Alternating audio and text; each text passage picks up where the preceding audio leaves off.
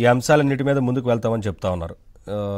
శ్రీనివాస్ గారు ఎట్లా చూస్తారంటే ఛత్తీస్గఢ్ ఒప్పందానికి అసలు టెండర్లు లేకుండానే ఒప్పందం చేసుకున్నారనేది కదా, అక్కడ పెద్ద కుంభకోణం జరిగింది, వేల కోట్ల రూపాయలు ప్రభుత్వం మీద భారం పడిందనే విషయాన్ని చెప్తా ఉన్నారు ఇవాళ. అది తప్పండి. ఎందుకంటే G2G అగ్రిమెంట్లలో దానికి ఏముంటుంది చెప్పండి. బిహెచ్ఎల్ అనేది మన కేంద్ర ప్రభుత్వం యొక్క సంస్థ. రెండోది గవర్నమెంట్ జరిగేటప్పుడు ఇంకా అంతకన్నా ట్రాన్స్పరెంట్ ఏముంటుంది. మాకు తెలుసు, కొత్తగా ఏర్పడిన రాష్ట్రంలో స్థిరమైన పరిపాలన గావించాలి, ఎక్కడ కూడా తప్పులు చేయొద్దనే ఒక బాధ్యతతోని మేము ఆ రోజుల్లో వెలిగాం. అందులో ముఖ్యంగా కరెంటు విషయంలో, అంటే తెలంగాణ ఏర్పాటులో కరెంట్ అనేది చాలా ముఖ్య భూమిక. నిజంగా కూడా చెప్పాలంటే మానవ శరీరంలో రక్తము ప్రవహిస్తే ఎంత ఇంపార్టెంటో, ఇవాళ మానవుని యొక్క ప్రగతిలో విద్యుత్ ఆ రకంగా ప్రసరిస్తేనే ప్రగతి ఉంటుందనేది మా యొక్క ఉద్దేశం. సో పోరాటంలో కూడా ఆ రోజు విద్యుత్ బషీర్బాగ్ కాల్పుల్ని తెలంగాణ గడ్డ చూసింది. తెలంగాణ బిడ్డల్ని కూడా ఆ రోజు కాల్పులలో చనిపోవడం జరిగింది. అదే రకంగా తెలంగాణలో ఉన్నటువంటి విద్యుత్ విషయంలోనే కేసీఆర్ గారు విభేదించి ఆనాడు ఉన్నటువంటి ప్రభుత్వంలో తన మంత్రి పదవులకి, తన ఎమ్మెల్యే పదవికి రాజీనామా చేసి ఈ విద్యుత్ విషయంలోనే వారు నిలదీసి మరీ బయటికి రావడం జరిగింది. సో మాకు బాగా తెలుసు, తెలంగాణ రాష్ట్రం ఏర్పాటు కాగానే విద్యుత్ విషయంలో మనకు తీవ్ర ఇబ్బందులు ఎదుర్కొంటామని చెప్పి దానికి అనుగుణంగా ఆ రోజు కాంగ్రెస్ పార్టీకి చెందినటువంటి కిరణ్ కుమార్ రెడ్డి గారు కూడా పోతూ మీకు చిమ్మ చీకట్లలో బతుకుతారు, తెలంగాణ అడుగుతున్నారు, మీరు పిచ్చోళ్ళ, అసలు తెలంగాణ వస్తే కరెంట్ ఎడికెళ్ళి ఉంటది, ఎట్లా బతుకుతారు మీరు, కందిళ్ళు పెట్టుకొని బతకాల్సి వస్తుంది అని అంటే తెలంగాణ సమాజం ఏమన్నదంటే మేము కందిళ్ళు పెట్టుకొని అయినా బ్రతుకుతాం కానీ అయ్యా మీరు వలస పాలకులు వెళ్ళిపోండి అని చెప్పి మనం నినాదం తీసుకున్నాం, పోరాటం చేసినాం.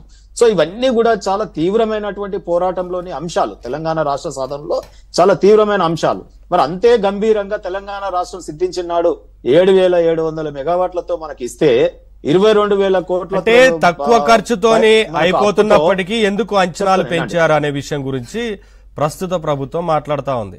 అవినీతి జరిగిందా లేదా అనేది ముఖ్యంగానే విద్యుత్ ఇచ్చామా లేదా అనే విషయాన్ని ఖచ్చితంగా ప్రజలు స్వాగతిస్తారు. కానీ ఉన్నది ఉన్నట్లుగా ఉండాలి కదా, ఎక్కువ మొత్తంలో ఖర్చులకు పోయి అప్పుల భారాన్ని పడేశారనేది కదా. ఇప్పుడు నేను ఎందుకు ఇది వివరిస్తున్నా అంటే, ఆ రోజు తెలంగాణ రాష్ట్రం ఏర్పడగానే వీళ్ళు కరెంటు ఏడికేళ్ళు తెచ్చుకుంటారా, ఎట్లా తెచ్చుకుంటారా చూద్దాంతి అని చెప్పి ఆనాడు ఉన్నటువంటి చంద్రబాబు నాయుడు గారు ముఖ్యమంత్రిగా పక్క రాష్ట్రంలో సీలేరు విద్యుత్తులో మనకు ఘాటా కొట్టడం జరిగింది, ఇవ్వమని చెప్పారు పునర్విభజన బిల్లులో పెట్టినా గానీ. ఆ తర్వాత ఏం చేసినాడు ఆయన, అంతతో ఆగలేదు, ఇంకా మనం ఫెయిల్ చేయడానికి ఇక్కడ ప్రభుత్వాన్ని పీపీఏలు రద్దు చేసుకున్నాడు మనతో ఉన్నటువంటిది. పునర్విభజన బిల్లులోని అంశాలు చెప్తున్నా నేను, పార్లమెంట్ చట్టసభలో ఉన్న అంశాలు.